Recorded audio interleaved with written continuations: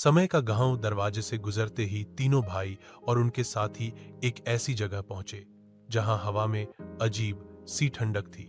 आसमान कभी सुबह के रंग में होता तो अचानक शाम की तरह अंधेरा हो जाता। पेड़ अपनी परछाई बदलते रहते थे और नदी का पानी कभी तेज बहता, कभी ठहरा हुआ लगता। मेहरा ने फुसफुसाकर कहा, यह समय का गांव है, यहां हर पल बदलता रहता है। अचानक गांव की गलियों से एक रहस्यमयी लड़की बाहर आई। उसकी आंखों में हल्की नीली चमक थी और उसके हाथ में एक रेत घड़ी आवर ग्लास थी, जिसमें से रेत कभी ऊपर से नीचे गिरती तो कभी नीचे से ऊपर चढ़ जाती। उसका नाम था नायरा। वो समय की रक्षक थी जो इस गांव के रहस्यों को जानती थी।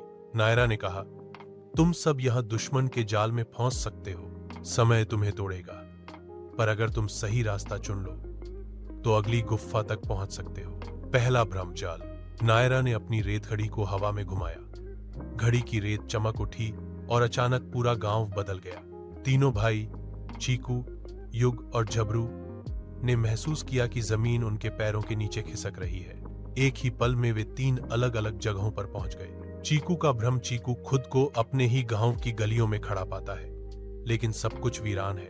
घरों के दरवाजे टूटे पड़े हैं, कुएं में पानी की जगह काला धुआं उठ रहा है। अचानक उसके सामने उसकी ही परछाई खड़ी हो जाती है। वो परछाई बोलती है, तू कभी जीत नहीं पाएगा, जो भी सफर शुरू किया है वो तुझे निगल जाएगा।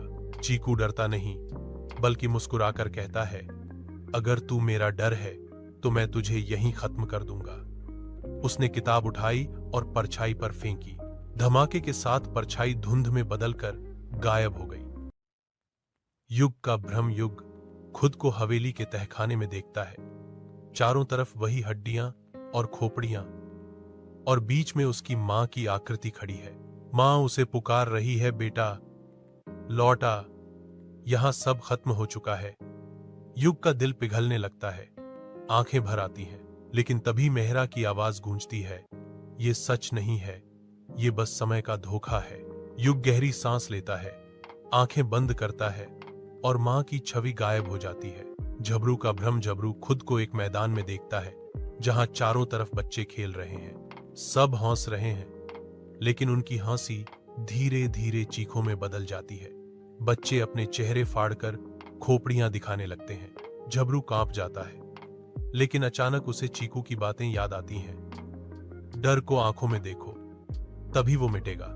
वो साहस जुटाता है और उन बच्चों के बीच जाकर चिल्लाता है, तुम सब आजाद हो।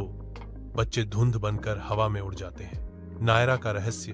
तीनों भाई जैसे ही अपने भ्रम तोड़कर लौटते हैं, नायरा उनके सामने खड़ी होती है। उसकी रेत घड़ी की रेत अब तेजी से ऊपर नीचे बह रही थी। वो मुस्कुराकर कहती है, अच्छा किया, तुमने समय की पहली परीक्षा पास कर ली, लेकिन असली सफर अब शुरू होता है। हर गुफा एक नई दुनिया खोलेगी और हर दुनिया तुम्हें बदल देगी। उसकी आंखें नीली से गहरी काली हो गईं और चारों तरफ समय की दीवारें टूटने लगी। एक नया रास्ता खुल चुका था। आग का राज्य। जैसे ही सबने गुफा के अंदर कदम रखा, हवा अचानक गर्म हो गई। गुफा के अंदर की चट्टानें पिघले हुए लावे से चमक रही थीं। ऊपर की छत से गरम गरम पत्थर टपक रहे थे और जमीन जगह जगह दरारों से भरी थी।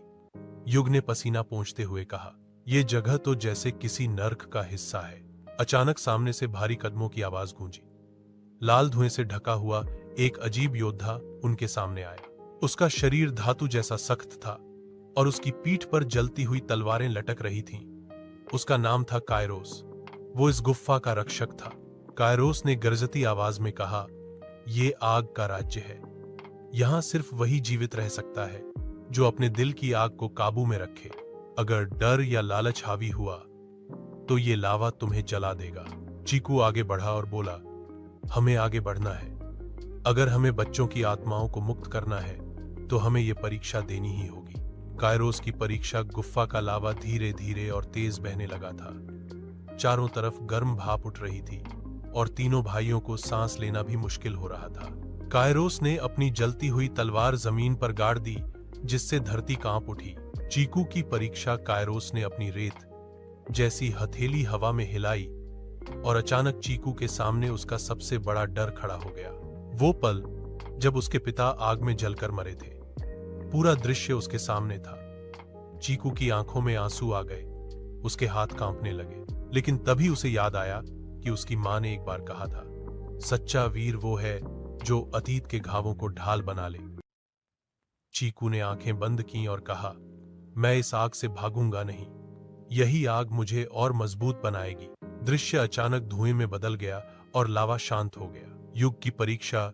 युग के सामने एक और भ्रम खड़ा हुआ। उसने खुद को देखा, एक लालच से भरा इंसान जो शक्ति पाने के लिए किसी भी हद तक जा सकता था। भ्रम वाला युग जोर से हंसा, तू हमेशा दूसरे भाइयों से कमजोर रहा है। अगर तू इस आग को अपना ले तो तुझसे बड़ा कोई नहीं होगा। युग का दिल डोलने लगा। उसने तलवार उठाई, लेकिन फिर चीकू और झबरू की तरफ देखा। उनकी आंखों में उसे विश्वास नजर आया। उसने तलवार जमीन पर फेंक दी और कहा, मैं ताकत का गुलाम नहीं, अपने भाइयों का साथी हूं। भ्रम वाला युग राख बनकर उड़ गया। झबरू की परीक्षा। झबरू के सामने बच्चों की आत्माएं खड़ी थीं, जो चीख रही थीं और उसे पुकार रही थीं। उनकी चीखें इतनी तेज थीं कि कान फटने लगे। झबरू ने डर से आंखें बंद कर लीं, लेकिन तभी उसे चीकू की आवाज सुनाई दी, उनसे मुंह मत मोड़, उनका दर्द देखो। झबरू ने साहस जुटाकर आंखें खोलीं और कहा, तुम्हें इस आग ने कैद किया है, मैं तुम्हें मुक्त करता हूं। उसके शब्दों के साथ ही आत्माएं शांत होकर धुएं में बदल गईं और गुफा रोशन हो गई। कायरोस का निर्णय। कायरोस तीनों की तरफ देख रहा था। उसकी आंखों की आग मंद पड़ गई और उसने अपनी तलवार गुफा की दीवार में गाड़ दी। तुमने अपनी आग पर काबू पा लिया है, तुम आगे बढ़ने के योग्य हो। गुफा की दीवार फट गई और उसमें से एक नया रास्ता खुला। लेकिन जैसे ही वो सब आगे बढ़ने लगे, कायरोस ने धीमी आवाज में कहा, सावधान रहना, अगली गुफा तुम्हें किसी पुराने साथी से दोबारा मिलाएगी, पर वो वैसा नहीं होगा जैसा तुम सोचते हो। तीनों भाई हैरान रहे।